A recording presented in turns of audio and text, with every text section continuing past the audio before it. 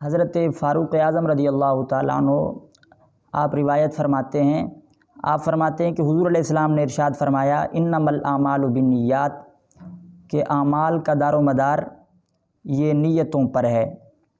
وانما لامرئ ما نویٰ، اور ہر شخص کے لیے وہی ہے جس کی اس نے نیت کی۔ فمن کانت ہجرتہ الی اللہ ورسولہ فہجرتہ الی اللہ ورسولہ، پس جس کی ہجرت اللہ اور اس کے رسول کی طرف ہے تو پس اس کی ہجرت اللہ اور اس کے رسول کی طرف ہے۔ ومن کانت ہجرتہ الی دنیا یصیبها او امرأۃ یتزوجها، اور جس کی ہجرت کا مقصد دنیا کو حاصل کرنا ہے یا پھر کسی عورت سے نکاح کرنا ہے تو فہجرتہ الی ما ہاجر الیہ، تو پس اس کی ہجرت اسی طرف ہے جس طرف اس نے ہجرت کی۔ حاضرین محترم، دراصل اس حدیث مبارکہ کے اندر نیت کی اہمیت کو بیان کیا گیا ہے کہ عمل کے اندر نیت کس قدر معتبر ہوتی ہے اور کس قدر جو ہے نیت کا اعتبار کیا جاتا ہے۔ حضور علیہ السلام ارشاد فرماتے ہیں انما الاعمال بالنیات، اعمال کا دار و مدار یہ نیتوں پر ہے۔ جیسی نیت ہوگی اللہ رب العزت بندے کو ویسا ہی اجر عطا فرمائے گا۔ اگر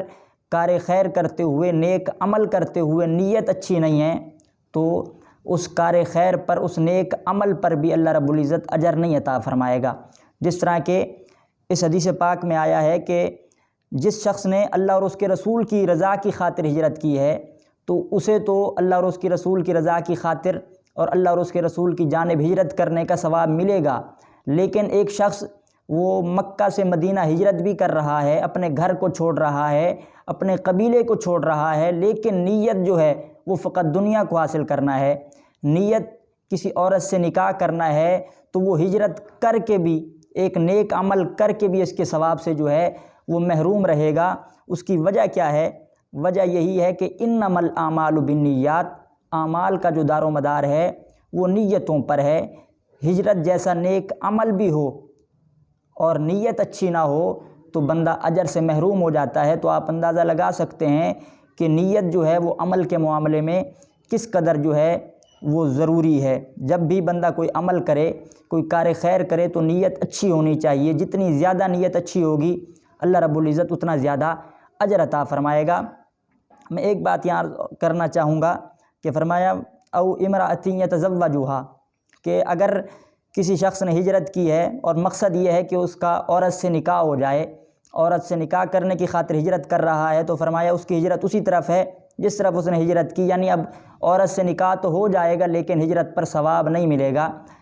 اس کے حوالے سے حضرت ابن مسعود رضی اللہ تعالیٰ عنہ آپ فرماتے ہیں کہ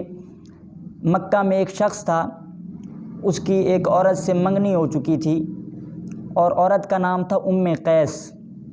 اب قیس جو ہے وہ ہجرت کر رہی تھی مدینہ کی جانب، تو اس نے یہ شرط رکھی، اس نے کہا میں اس شخص سے ایک شرط پر نکاح کروں گی کہ یہ ہجرت کر کے مدینہ آ جائے، اگر یہ ہجرت کرے گا تو نکاح کر لوں گی ورنہ میں اس سے نکاح نہیں کروں گی۔ تو اب اس شخص نے قیس سے نکاح کرنے کی خاطر مکہ سے مدینہ ہجرت کی، گھر چھوڑا، قبیلہ چھوڑا، لیکن مقصد کیا تھا؟ عورت سے نکاح کرنا۔ تو صحابہ فرماتے ہیں کہ جب وہ ہجرت کر کے مدینہ آ گیا تو ہم مدینہ کے اندر اسے یہ نہیں کہا کرتے تھے کہ یہ وہ شخص ہے جو اللہ اور اس کے رسول کی خاطر ہجرت کر کے آیا ہے، اللہ اور اس کے رسول کی خاطر گھر بار چھوڑ کر آیا ہے، بلکہ ہم کہا کرتے تھے مہاجر قیس،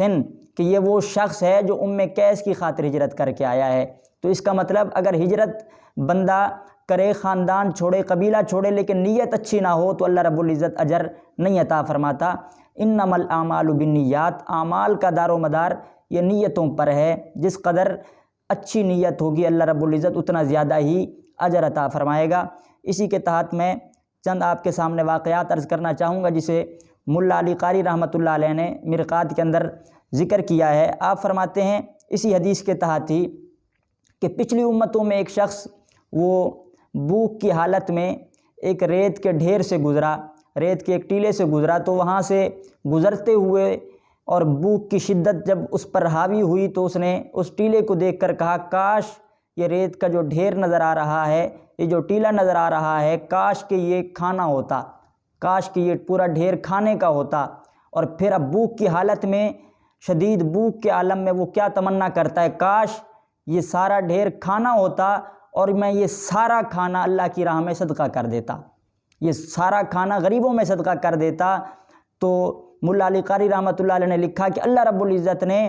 اس زمانے کے نبی کو وحی بھیجی کہ آپ فلاں شخص کے پاس جائیں اور اسے کہیں اللہ کو تیری یہ نیت اور یہ تیری تمنا اتنی پسند آئی ہے کہ اللہ نے اتنا ڈھیر کھانا صدقہ کرنے کا ثواب تیرے نامہ اعمال میں لکھ دیا ہے۔ کیوں کہ تیری نیت اچھی تھی، اگرچہ تیرے پاس وسعت نہیں تھی، مال نہیں تھا، لیکن تیری نیت یہ تھی کہ اگر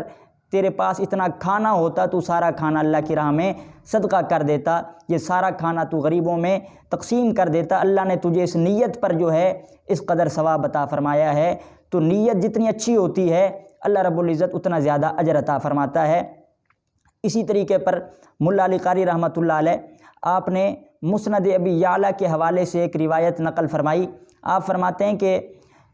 قیامت کے دن ایک شخص کو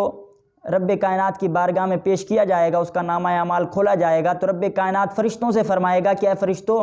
اس کے نامہ اعمال میں فلاں نیکی بھی درج کر دو، فلاں نیکی بھی درج کر دو۔ تو جب اس کے نامہ اعمال میں نیکی درج کی جا رہی ہوگی تو فرشتے عرض کریں گے مالک و مولا، اس نے جو نیکیاں کی تھی وہ تو ہم نے محفوظ کر لی، ہمارے دفتروں میں وہ موجود ہیں۔ اے مالک و مولا، یہ جو ابھی نیکیاں درج کروائی جا رہی ہیں وہ تو اس نے نہیں کی تھی، یہ عمل تو اس نے نہیں کیا تھا، تو پھر کس لیے لکھا جا رہا ہے؟ تو رب کائنات فرماتا ہے فرشتوں، اس نے یہ عمل کیا نہیں تھا لیکن دل ہی دل میں یہ نیک عمل کرنے کی نیت کر چکا تھا، اور ہم اس کو نیت کرنے پر اجر عطا فرما رہے ہیں، کیونکہ حضور علیہ السلام نے ارشاد فرمایا ہے نیت المؤمن خیر من عملہ، کہ بندہ مومن کی جو نیت ہوتی ہے وہ اس کے عمل سے بہتر ہوا کرتی ہے۔ تو بندہ جس قدر اچھی نیت کرتا ہے اللہ رب العزت نیت پر اسے اتنا زیادہ ہی اجر عطا فرماتا ہے۔